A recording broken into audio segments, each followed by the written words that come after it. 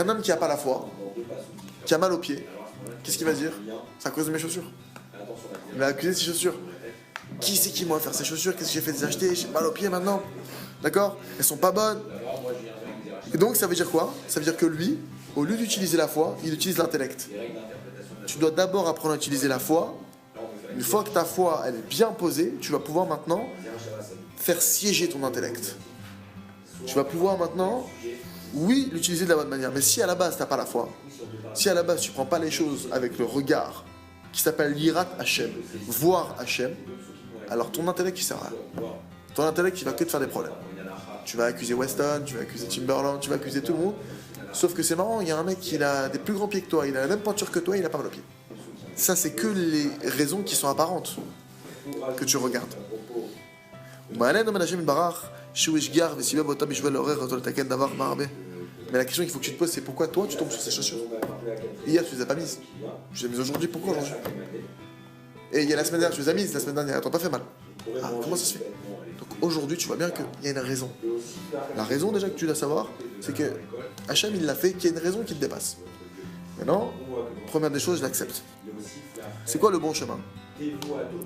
Donc je vais faire devancer maintenant ma foi à mon intellect. C'est-à-dire que j'ai la foi que maintenant Hachem, il a voulu que j'ai mal. Et je dois avoir la foi que cette douleur, elle est bonne. Ça, c'est les premières étapes. Si maintenant un homme, il n'en est pas là déjà, parce que maintenant on parle de la joie, on parle de plein de notions. Mais on voit que concrètement, on n'arrive pas. C'est dur. Pourquoi est-ce que c'est si dur? Parce qu'on brûle les étapes. Si tu veux être joyeux, première des choses, si un type, par exemple, je vous prends un cas très simple de la vie. Tu vas visiter un appartement. Le mec, il te dit, monsieur, si j'ai pas une réponse tout de suite, ce sera pas possible, vous perdez l'affaire, truc, etc., etc. Il te met la pression. Et là, tu sais pas encore, et t'as pas le temps, et t'hésites, et tu... Pas bien. D'un côté, tu peux pas choisir tout de suite parce que c'est trop précipité, tu as besoin d'avoir un peu de recul, poser des questions, te renseigner, comparer les prix, comparer les trucs.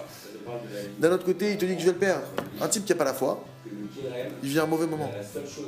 Et peut-être que soit il va signer et il va s'apercevoir que c'était pas l'appartement qu'il lui fallait, soit il va pas signer, mais il va avoir le remords et le goût de se dire j'ai loupé quelque chose. Quelqu'un qui a la foi, il sait très bien. C'est sûr qu'il fait de son mieux. Mais là, il est dans une situation où il n'a pas l'esprit clair. Tu peux pas prendre une décision comme ça. Il sait une chose, il dit, mon ami, si cet appartement il est pour moi, alors Dieu fera en sorte que je puisse le prendre dans les bonnes conditions. Si je ne peux pas le prendre cet appartement, c'est qu'il n'était pas pour moi. Donc ce type-là maintenant, c'est une autre dimension. Pour chaque chose comme ça, des fois tu travailles et il y a un mec qui va sortir un concept qui ressemble beaucoup au tien dans ton travail. Un mec qui n'a pas la foi. Oh, il va voir, je vais lui faire un piratage, il va voir, je vais me venger. Attends, il savait très bien. Un mec qui a la foi dit allô. On peut pas toucher le fil d'un de mes cheveux. Il me retirera rien à part de ça. On peut rien m'enlever. Et si Bémet, je vois qu'on me retire, c'est que ça me revenait, c'est que je ne devais pas recevoir. Mais lui en tant que être, il peut rien me faire. Il n'y a que Dieu qui peut faire. Et si Dieu décide qu'il me fasse, c'est que c'est bon pour moi. Mais quelqu'un qui vit comme ça, c'est une autre vie déjà. Mais il faut... C'est quoi les premières étapes pour arriver à ça? Comme ça, Hachem, il a voulu. C'est Hachem qui veut. Oui, c'est Hachem qui veut. Quoi, la porte que j'ai de bloquer, le truc que j'ai, c'est Hachem qui veut. Et deuxième chose, c'est pour mon bien. Mais ça veut dire que tu dois faire un travail là-dedans. Tu dois faire un vrai travail. Et je vous donne un conseil. On en a déjà parlé, mais je vous donne un conseil. Vous devez, par tous les moyens qui existent possibles au monde, vous mettre dans une situation de joie. Parce que quelqu'un qui, de base, il est déprimé, alors tu lui mets le premier truc, ça devient... T'imagines le mec, il se réveille déjà, il est angoissé. Il a pris son petit déj, déjà il a des pensées noires.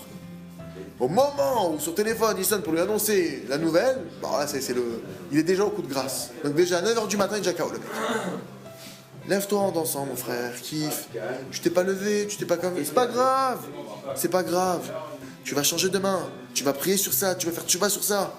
Travaille dans la joie. Mais force-toi. C'est pas maintenant. C'est comme... Nos maîtres ils donnent une comparaison comme ça. C'est comme quelqu'un maintenant, tu sais, des fois tu vas à un mariage, tu connais pas trop, tu connais pas les gens, ils sont tous en train de danser, toi t'as honte. Et des fois ça peut arriver qu'un type qui est dans la ronde, il t'attrape, tu le connais pas, il t'attrape, et d'un coup il te rentre dans la ronde. Et tu te retrouves en 2 secondes à devoir faire des pas de danse alors qu'à la base c'était des trucs, mais t'as pas le choix. Mais tu vois que tu te fais emporter par le truc. Et finalement tu danses, et finalement c'est sympa, et finalement, entre guillemets, tu dois te faire pareil à toi. Tu dois t'embarquer dans la joie.